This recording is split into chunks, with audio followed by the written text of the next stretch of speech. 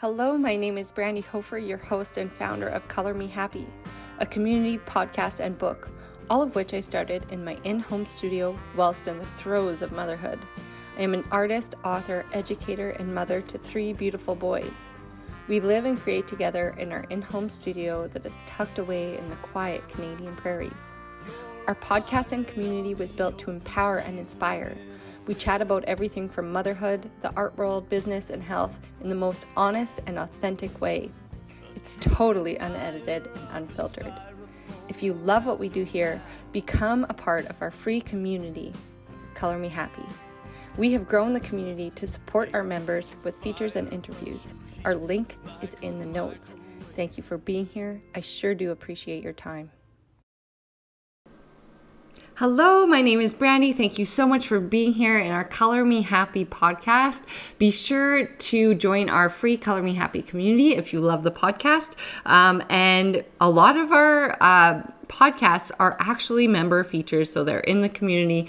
They're making work, they're empowering others. It's not just a community for creatives necessarily, it's a community for people who want to expand and see more in themselves and help others along the way, like reaching back and grabbing the hand of one another, or it's a place to find support. So we hope to see you there in our Color Me Happy community. I will put the link in the notes so you can join. It's very easy.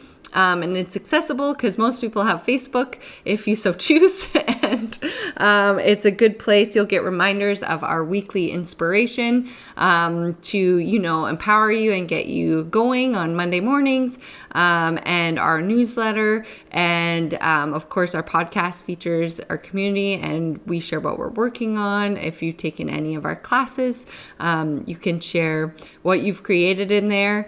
It's not just a space for me to share, but others as well. So get sharing in there if you haven't already. This is your cue from me. You're gonna love this podcast. We just talked to Susan. She has lived in Hawaii, NYC, LA. She's currently residing in LA. She's got a really cool story. She's actually been on the podcast before, so you can check out her first episode. I would start there if I were you. And you can hear her full journey, which is a very interesting one. In this episode, we talked about we had a lot of little gems because she has her own podcast. So she's always full of really great advice and information, going against the grain. So what's I guess not expected, like societal expectations of your journey. We also talk about exploring your inner child and reaching out for creativity or seeing the world in a different way and following those passions through your intuition and your gut, which I really love. And that is really what Color Me Happy is for. Our community and what our education platform is for at brandyhofer.ca is empowering your curiosity and finding your way through life, because I just truly believe with all of my heart that if more people in the world pursued their passion, I'm not saying quit your job. I'm saying pursue, like if you're interested in scrapbooking and that's where your heartstrings are pulled, do more of it, or join a group, or find others who love to do it. It's just follow those little intuitive sort of directions that are pulling you in those ways, because it can totally impact your whole entire life. It can impact the way you move through your day, and it can impact others in your life in this really profound way. So thank you, as always, for being here and listening. And thank you to our supporters, Nouveau Laser and Aesthetic Center, Oasis Hot Yoga and Spin Studio, Red Bicycle Communications, and BioClean Disaster Services. We could not do this without you.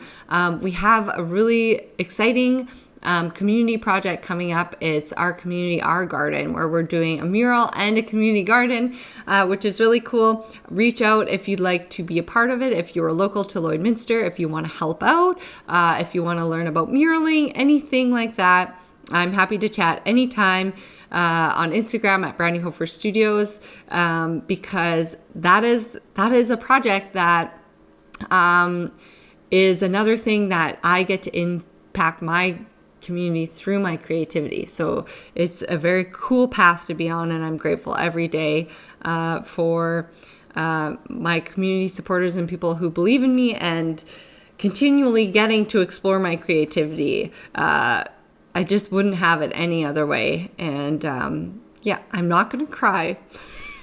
I'm not going to cry. Enjoy this podcast, and hopefully it inspires you and lifts you up to pursue your passion. We'll chat soon, my friend. Still talking about what, but in an organic way. So I love that. Susan, welcome. Thank you so much for coming back on the podcast. I'm so happy to have you. Can you give people a quick rundown? I want you to tune into the episode where Susan came on and really told her full story, but just give them the Coles Notes version of your life, if that's possible. Okay. Hi, Brandy. Thanks so much for having me on again. I'm an artist in LA, and I come from an art and design background. I was a textile and illustrator, print designer in New York for a long time. Currently, I'm a full-time artist in LA, and about a decade ago, I took my paintings off the stretcher bars and started playing with them as material, as fabric, and have developed this way of folding my paintings and combining them into a sculptural form. And yeah, I'm a single mom. I've been doing art full time for about 5 years now. So that's kind of the synopsis. I'm from Hawaii too, which figures into a lot of what I do in terms of color and spirituality and sort of sensuality with my work. I love that. I loved hearing about your full journey. It's a really interesting one.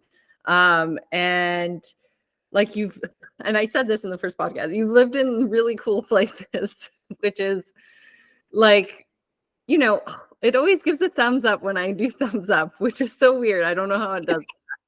But I've never seen that before. Yeah, it's just like when you give a thumbs up, like it tracks your thumbs up. Anyway, you lived in really cool places and you've been through some really neat experiences. I love that. And you've kind of found your way through each one. And I like art, being an artist, it's such a cool ambition. It's such a cool career because your experiences lead you, your mind works that way. Your experiences kind of leak into your art and you express those experiences in these tactile ways. And I think, and then you can see this like storyboard of how your art has evolved over time, right? Of and who you've become and what you've experienced. And then you connect with other people through your artwork. And I love the evolution of your work and I love the staining.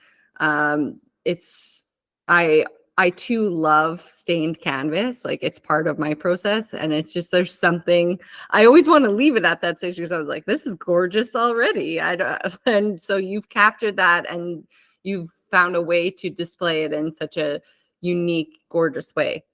That's interesting. Yeah, with the staining, I mean, when I was doing figurative work prior to what I'm doing now, pretty much primarily, and it was always a sort of a question in my mind, like I love the effect of the thinness of the paint and the staining, and you can only go one direction. It's a totally additive process at that point. You can't really paint anything out. So it was actually kind of maddening. To try to do something like very like representational in that way it's really tricky. I mean, I still try to play around with that a lot and to let it do its thing. So yeah, interesting.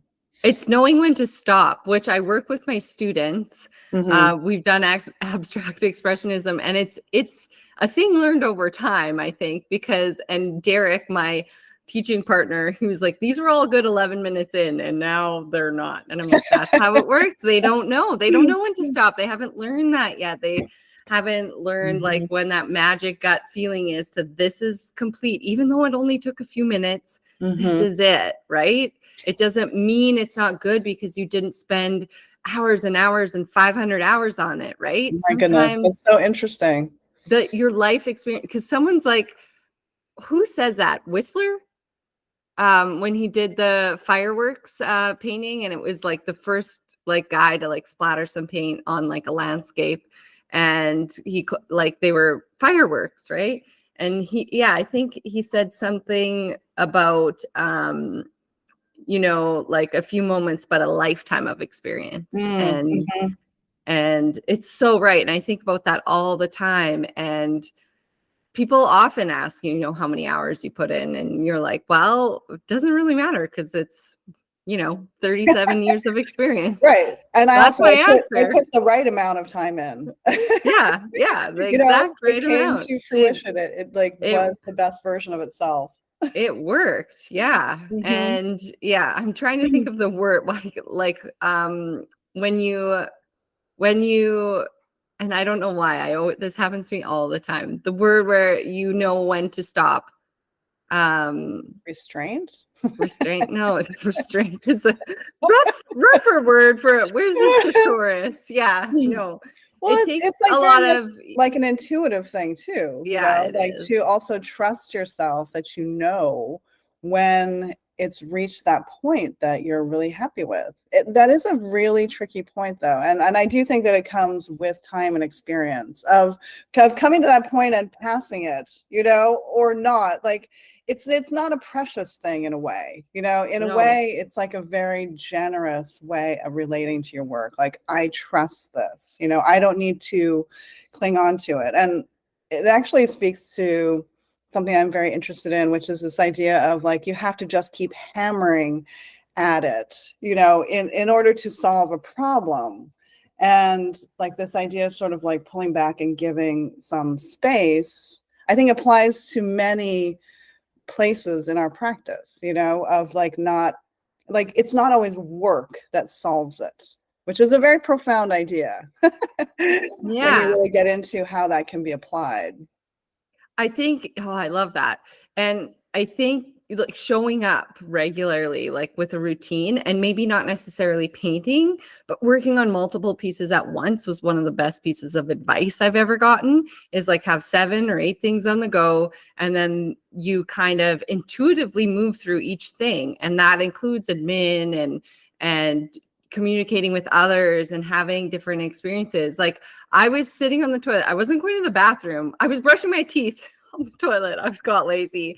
And I noticed like the color gradation of the street light hitting my like window.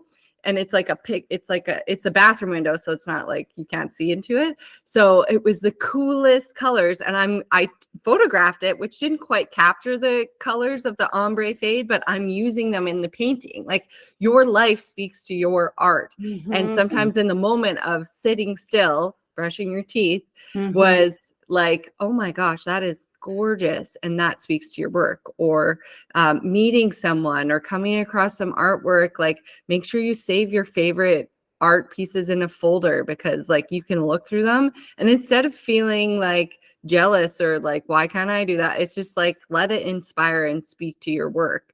And I also love what you said about, now I've lost my train of thought. I really liked what you said.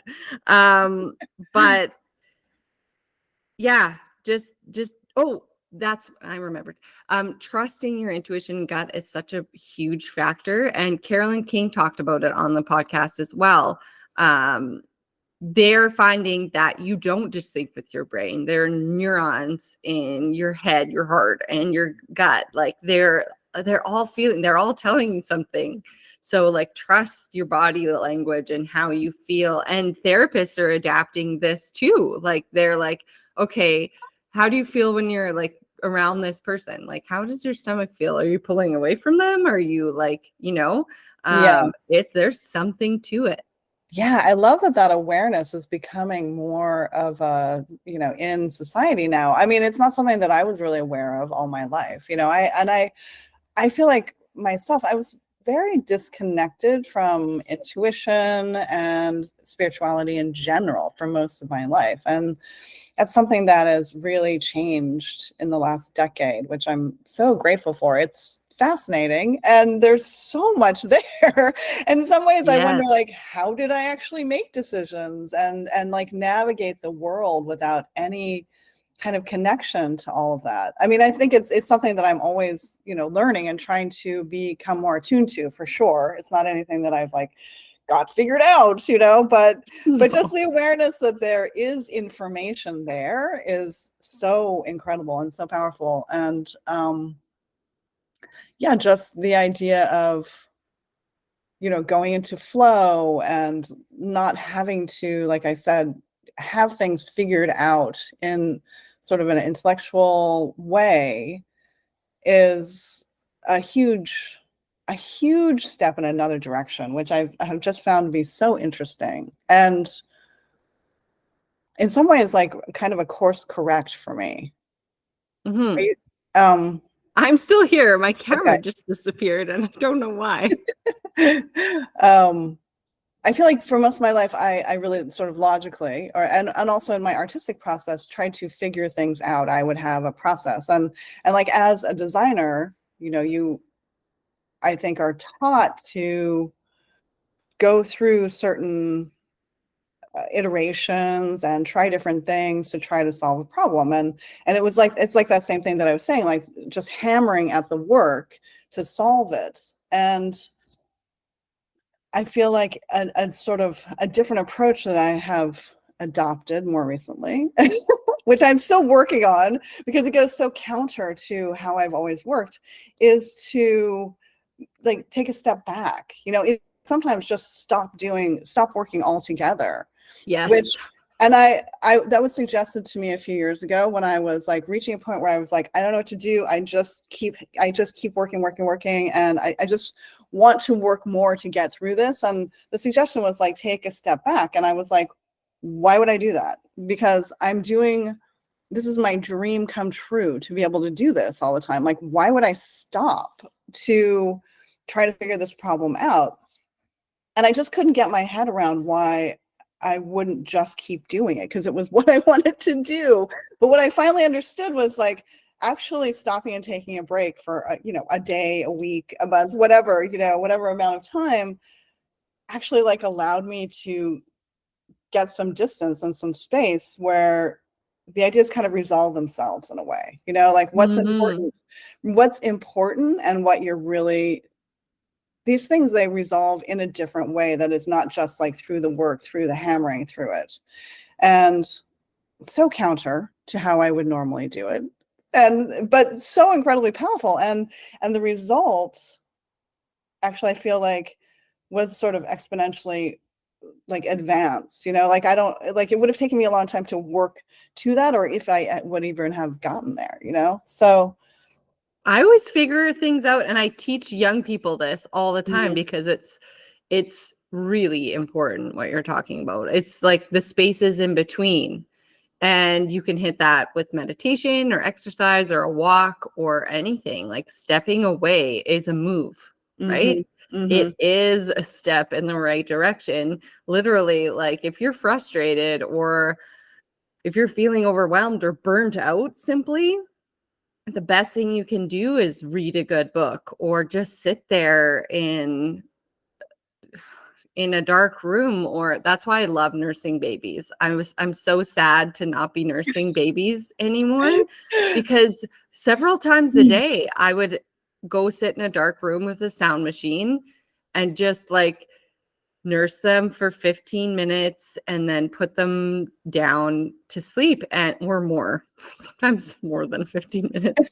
But like it's such a nice break for your brain. And Interesting. like Yeah. often on my runs or on the bike, like I'm listening to music, but I've heard the song so many times that like a lot of times I know when it hits, and all the solutions to everything I didn't even know I was, that were coming up, or a good idea or inspiration for something, like it comes in those moments. Like we're so overstimulated in our Well, society right now. I have to say, I also think running is incredibly powerful. I mean, they say, running is all about sort of like mentally so good for you for creativity. And I used to run all the time. And I used to like literally wonder, like, how do people figure things out if they don't run? Because I felt like my brain was working in this like multi-dimensional way while I was running that I really couldn't access in any other way. Interestingly, I don't run that much now, and I miss that, and I It's a wonder, moving meditation. And oh you my don't have to God, run so hard. Like powerful. everyone's like, why would you run? It's the worst. I'm like, you don't have to like run a race every time. Like you run and then you walk when you want. And like you can run faster if you want, or like there's no pressure running. Nothing's chasing you. Like it's just like you go as part of your routine because it makes you feel good, or walk, whatever it is, right? You do stuff because you feel good while you're doing it. It's hard to start, Mm. right? And I talk Oh about my that. God, but yeah, it's the best. Getting dressed, just get up and put on your stuff and go. Mhm. Right, and anyone can walk, like go for a walk, and if you feel like jogging a little bit, jog. I My do mom feel used to like when jog across the street. That was her. She's like, really? I walk every day, and then I'll jog across the road. That's my extra cardio. I do feel like when I used to run in a little bit more of a hardcore way that I really got that benefit, like all of the chemicals in my brain just whoosh, swirling Yeah. in that super powerful way. Some Yeah, runners, thrive off of the endorphins for sure. for sure. Yes. I get more exhausted if I push too hard, so I have to be careful, For sure. Yeah. especially with like having 3 busy kids Mm, in this season of life. It's like I need to like hit everything at the perfect point almost. Like I can't overextend or hmm. you're useless and there's no time for then you have to do things tired. You have Yeah, to do it anyway when you have kids. You don't like be like, exactly. I'm pooped today. I just can take it easy. Exactly. So Exactly. yeah. So I want to talk about you said when we talked about the podcast and what you wanted to talk about, like going against the grain, what basically societal expectations. And let's talk about that more. Like being an artist, very Mhm. against like the societal norm or what was expected, especially, growing up. It's like you should pick a safe path. Yeah, my family, they sent me to art school and then they were like, "Well, good luck." And I was like, "Wait, what? I have an art degree. I am literally not capable to have any job." And so I actually, learned graphic programs and worked as a designer all my life, all of which was self-taught.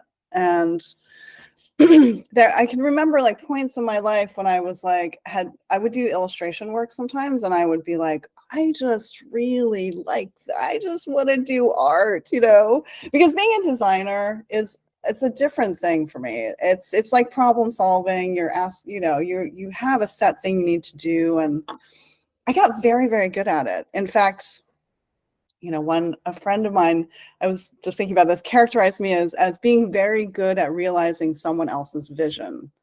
And I was like, yes, and I also have a vision Yeah. that I would like to realize at this point, And so all my life I was very good at that, like working with people and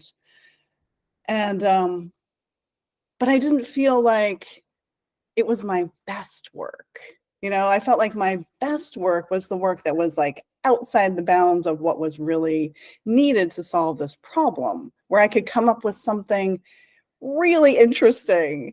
And I felt very confined by that, by those parameters, basically, of these expectations. Like I could do it, but I felt like my place is it's outside of those parameters. So Mm-hmm.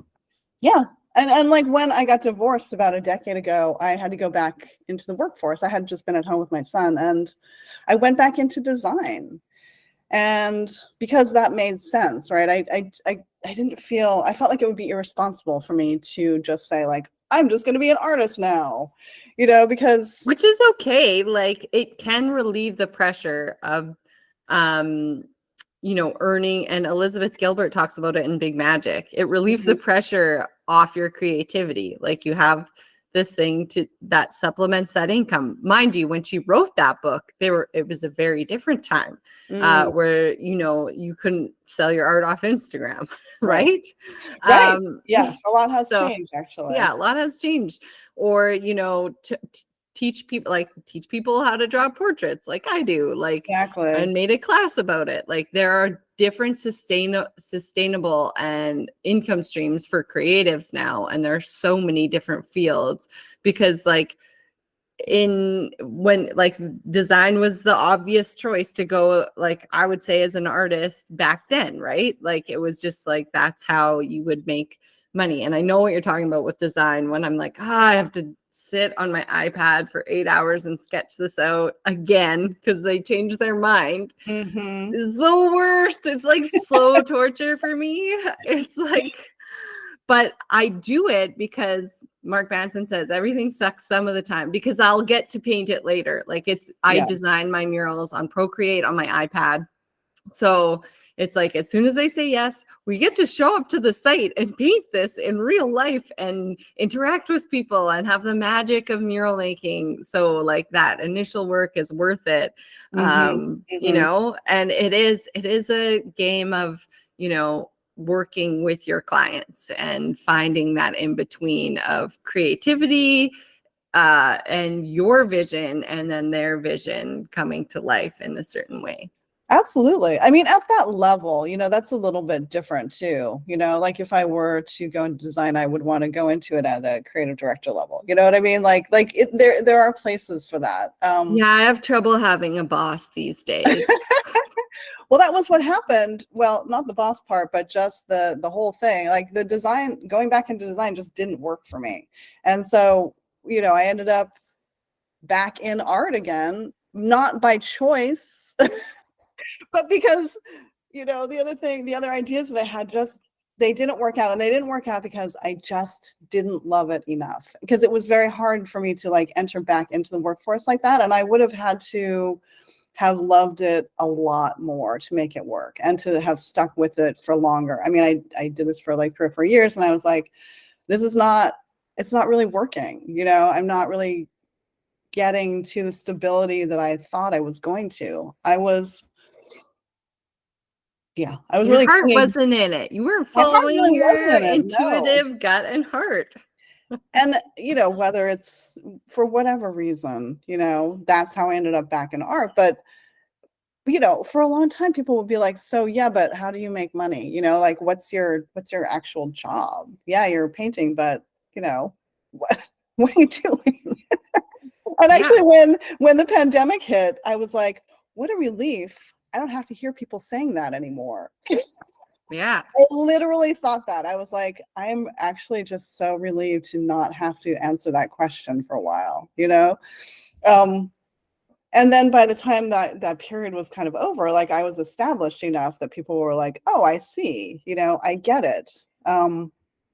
But I would definitely say, that was a very unconventional, or illogical sort of way for me to go. And I still struggle with things like feeling guilty, like, oh, is it indulgent for me to do this? Is this irresponsible on some level? You know, Although I come to believe more and more every day that that's not the story. The story is that this is really interesting for me. And that's the thing, is that it's something that is so fascinating for me, that there's just all this energy for it. There is all the energy that I need to keep going. I mean, this is what's interesting for me right now. And I also think to sort of remember that everything is changing all the time. Like what's interesting for me right now may not be interesting for me in a year. It may change. This It will path I'm change. on. Yeah, exactly. I mean, like what I'm doing is not necessarily like what I'm doing forever, like this is what I'm doing right now. And I also think that that's sort of you know, it's like, where's the stability in that? What's up with your 401k, whatever, like all those questions, like, Yeah. Yeah. No, those can like be completely overwhelming. And I think a lot of creatives get overwhelmed from all of those particular pressures. And you just have to find what works for you because, you know, you selling art, I'm so glad that works for you. And I know other artists too who just sell art and they do really well from that.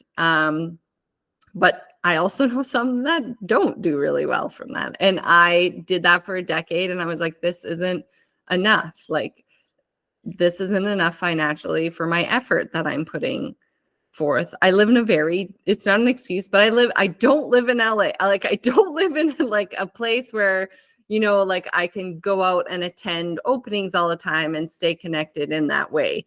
Right. I live in a smaller place in the middle of pretty much nowhere in Canada. And so, but I like it and I like my community and they're extremely supportive, but I have to figure out different ways to get by and supplement my income. And it turned out that I really love empowering people through education. And that was a very limiting belief for me that you can't be both. You can't be if you're an educator, you can't be a professional, taken seriously artist who exhibits. And I met with this art consultant and she was so terrible. And she's like, you know, you're showing up and saying like you're a mother and an artist. First of all, that is like not, she's like, that is not Really? what galleries want to see. And I was like, and then she went on to say I should sell diapers and wine from my Instagram. And I Wow. was like, I sell art.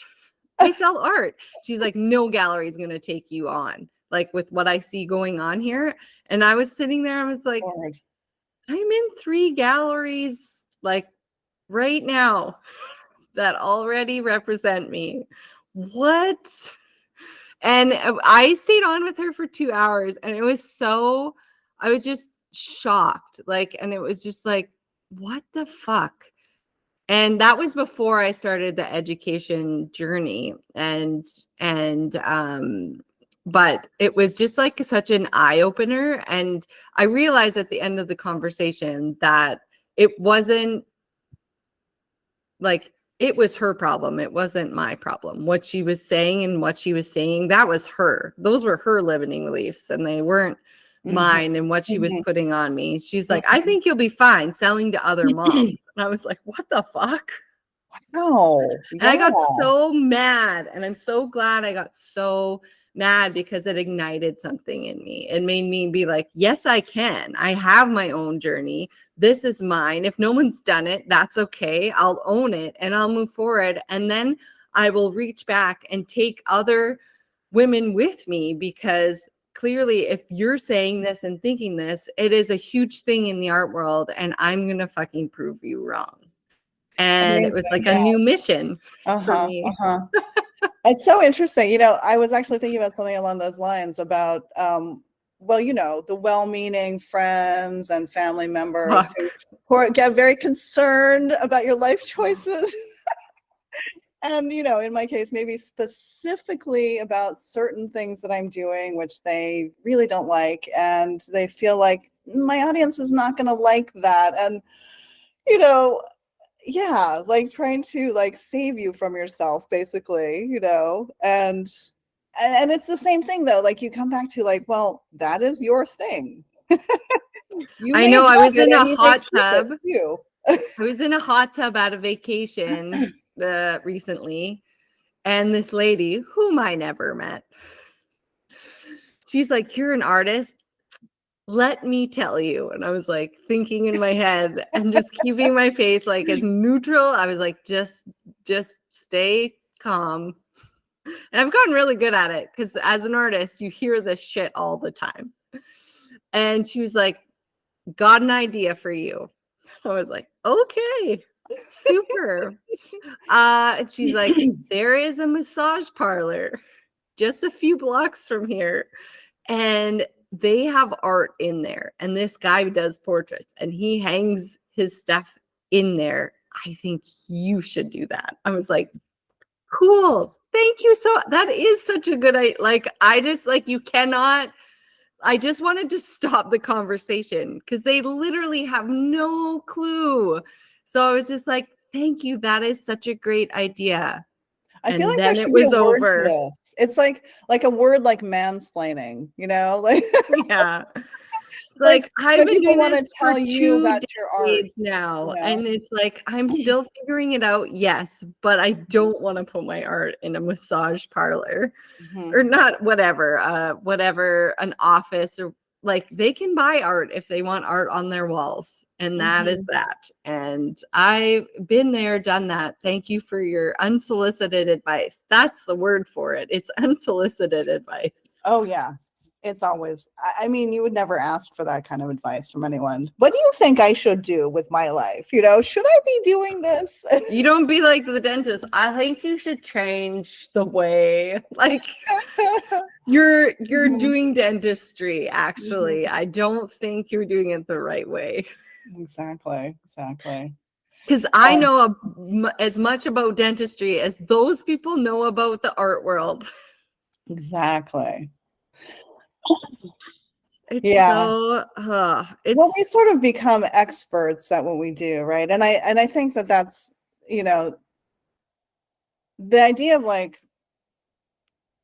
well, the way that I sort of fell into doing art full time, it was kind of a dream. It was a dream that I didn't even dare to have, you know. And then I found that I had really gone for it. That in fact I had like all my eggs in this basket, you know, and I could never have like approached that really rationally to be like, I'm deciding to do this now, you know. I but you know what I found is that doing that, like the no plan B style, this is what's happening because it's what is interesting to me. It creates so much energy. Like it is fire, you know, and that's what I thought would happen, but I wasn't really quite aware of how powerful it would be. And I continue to not really have a plan B. And I continue to, because you know, it will evolve as it evolves, you know, like whatever comes out of this, if something else happens, it will happen organically. I'm not really that concerned about it anymore, but I think that the really revelatory thing for me was how much energy did come out of fully committing, however inadvertent that was.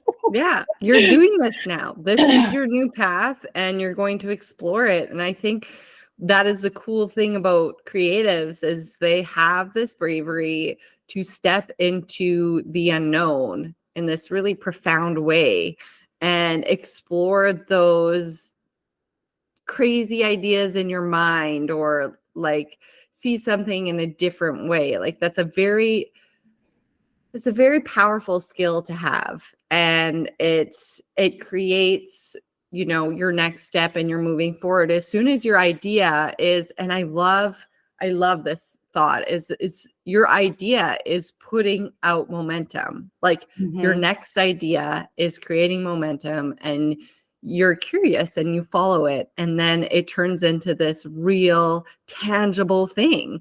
And it is the most amazing place and thing to sit in when you're creating or building something new. And we constantly get to do that. And I feel like if more people did this, because everyone is creative in their own way, we'd live in a very different world.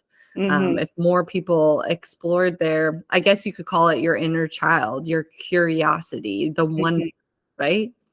Yeah, and I think you're right. The curiosity is kind of that driving force, you know, and it's like I'm having fun, I'm exploring something, I'm curious. Like that to me is like the most interesting energy that, yeah, I feel like people feel like they don't have access to that a lot of times. But yeah, like you're saying, like everybody does, really, you know, that's free.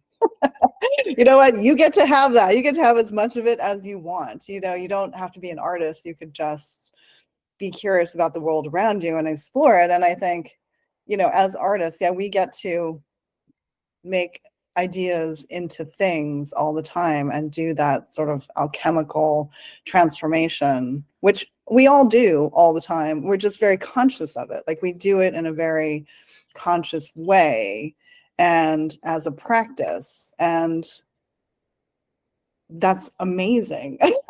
Yeah, it's a gift. And even so we have 62 students in Art Academy, and even if they don't take it again, or even if they don't pursue a creative career, they're going to have the tools where like, I'm still curious about the world. I loved having a sketchbook, or I loved when we took photographs and caught reflections in a different way. Like they're always going to carry something away. There's always something out there for you to explore, even in your everyday life. I went across the street yesterday to take my son to piano, and Sandy, she's so great. And I heard her playing the piano. So she's a musician. She teaches lessons and she's a lot older, but I was sitting there because my son's like, don't leave. And I was like, okay, I'll stay for 5 minutes. And I saw like her plant and I was like, can I rip off the extra plant to go plant it? And she's like, of course. And then she got up and she was like, yes, take some of that. And she loves her plants and gardening. So she loves gardening,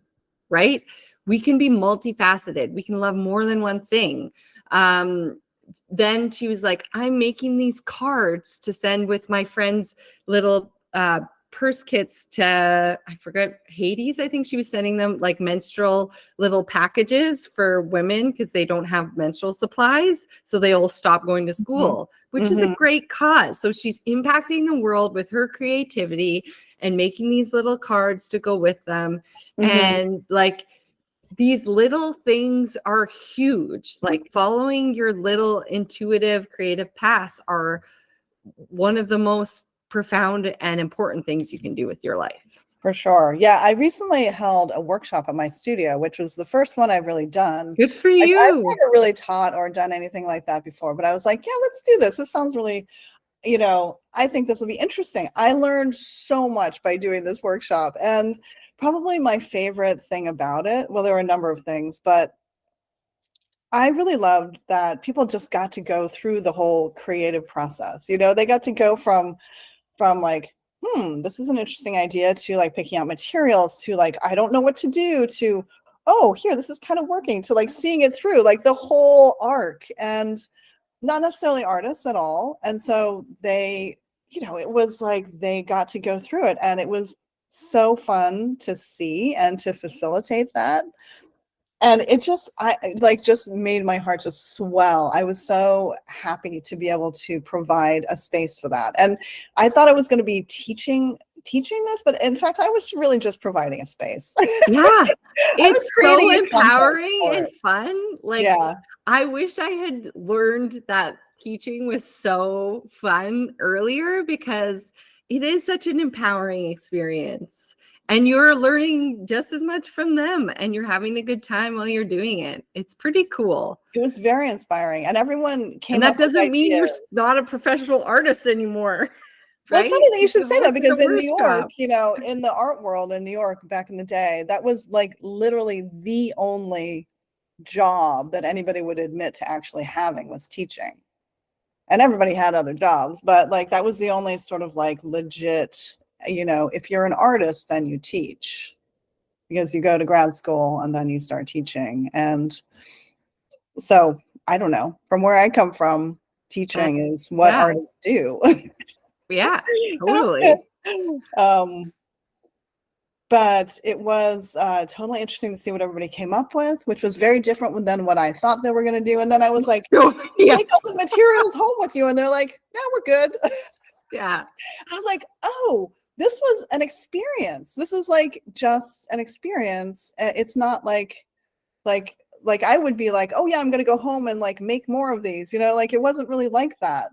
Or this is perfect to hang or go somewhere. That's your like productive professional artist mind. Yeah. They're just like, we're just out for the fun. Hanging with my gals tonight or whatever, right? Exactly. You know what I saw and what I want to do, and it's definitely not professional, is paint your partner. Have you ever, my husband showed me the other day where people paint one another. And oh my gosh, I was like, he was like dying laughing. I was like, that would be a fun workshop to Oh hold. yeah, that would be That you amazing. can't reveal it until the end. Like that would be just like, I think you would just laugh until you die. Like Uh-huh, that would uh-huh. be a fun experience. And like, why not? You know? That's a good one So for sure. yeah, workshops are empowering, and Mm-hmm. any sort of way you're sharing your gift Mm-hmm. is great. Like I suffered such terrible burnout trying to be like, I'm the only one who makes portraits this way. And great, I developed a really cool process, right? And like I would have 6 to 10 custom orders a month. And like I didn't want to do it anymore. I still like almost struggle with it a little bit. And then like I'm just coming back to it, like loving that process again because I burnt out so hard on it. And then I shared my process and it was the most fun, cool experience. And I've held workshops with it and showed young people, and like it's the most viral thing I've ever done. Like it's like when you let go of that, like this is mine. When you let go of it, it's like when you share how it makes you feel and other people can feel that way, it is pretty neat, I have to say. Absolutely. Yeah. And, yeah, giving it away just creates more, that's another, Yeah. like, there's no logic to that, but it somehow works that way, you just give it away and there's like more weird. But that goes for money. I'm not saying give away all your money, Mm-hmm. but you giving it away, like trading another creative, or giving someone advice or your time, or like it doesn't have to be, but also, and I told my dad this, I was like, I'm going to try this thing where I'm very giving with money and time. And I think I can grow as a person and my business doing this in this like really kind way. We'll see if it works. And I said that to him 2 years ago. And last year I finally hit my very first like huge financial goal. So it works. I think so. Well, Yeah, well done, Brandy. Yeah, you're an inspiration, really, with all of that. You really are. it works. You just gotta Mhm. keep going every day, those little things. And I'm sure you know that as a professional artist, it's like showing up every day and doing those little things to move you forward. So do you Mhm. have a show right now, or you have a I show going do. I on? have a show opening on April 13th. So I have a solo show here in LA at Not There Gallery, and it'll be up until March 5th. And yeah, we're going to install next week. I'm very, very excited. So Nice. So, yeah, oh, you're in a busy stage. I hate you. Oh, it's such a like, it's great because you're like flowing and you're making and you're creating and you like push boundaries, but like be sure to book in some rest time well, after. interestingly, I'm like less in the studio right now than I am doing other things. Yeah, I've been doing a lot of writing and a lot of sort of content creation and working with sort of like affiliations and partnerships and stuff. So I've been doing a lot of things and getting ready for the show, which are not painting, which is interesting, which is fine. It's good. Actually, Yeah. that's like where my head is at. I'm like, I love making these connections right now. I love getting the work out there. I have a lot of work in the studio, so you know how it is. Like that's like the other half of the work is getting it out there and making Or those more than connections. half. Yeah, a lot of the work. And yeah, sometimes I'm just like head down in the studio, just really into what I'm doing. And right now I'm like, I'm feeling like this very expansive like desire to like make these connections and You got to follow sort of that. expand all that. Absolutely. Like when I'm in the mood for it, it is definitely the thing to do. So that's kind of where I'm at right now in the springtime. So that feels great too. I'm like, just kind of writing, just going with it, just Oh, going with it. spring is my most favorite time of year. And I'm sure it's the same for you, but like Absolutely. it just feels like you've been like locked up. And then, well, especially here, like we get to minus 47 in the winter and it's Lord. terrible. So it's literally, you've been locked up for months, and it's just like everyone's happy. Everyone's so happy to see one another, and Oh, there's gosh. so much magic in that. It's almost hard to focus on like life, because you're like, Right. I just want to be outside and sip tea on the doorstep and see other people, and like it's so exciting. So it's Oh, yeah, wonderful. it's a fun season. Has It's so good to spring, see like, you. officially hit? Is it warm? Is it It's growing? plus 10 degrees Celsius right Okay. now, and kind of breezy. Mhm. But it feels warm because it was winter. So In like when it contrast. hits 10 degrees in the fall, you're like, oh, I need my winter coat again. But Uh-huh. right now you're like, I'm going out in shorts. Like, it's so funny. Like, Right. I'll run in shorts tomorrow because I'll be too hot, Uh-huh. which Yeah, I remember in that. in the States, that's not like they'd be like in a parka, right? They'd be like, that woman is mad in her shorts right now. Well, when I lived in New York, I had like a certain temperature threshold, which was, pretty low to like start bundling up, because I don't like to run bundled up. I like to run, yeah, in shorts. Like, my legs need to be Yeah, I free. hate being hot. Yes. It's so much worse, right? So much Yeah, worse. yeah. Um, oh my goodness, No, I yeah. wore a neck warmer the other day, and I was like, this is a mistake. Uh-huh. This neck warmer is a mistake. And I'm going to die. Yeah, no, I don't like Mhm. running hot or with mitts, but like my hands will radiate, right? It's Mhm. a runner's thing. Um, okay, so good to see you again. Thank you for coming on, and good luck in your opening. And I Thank can't wait you, to see the Brandy. show virtually. Excellent. Yeah. Well, don't worry. I'm going to be talking about it nonstop between now and then, for the next month. So thank you so much for Perfect. having me on. If you're looking for some time for yourself to relax, release, and unwind, Oasis has the perfect space for you. They offer yoga and spin classes of all levels. Whether you are a beginner or advanced student, Oasis thrives on accommodating all aspects of the practice. Let their serene environment and gracious staff help you in your journey of peace, healing, and strength. Sign up online at www.oasishotyogastudio.com or by downloading the Oasis Hot Yoga Studio app. Feel like yourself. You deserve it.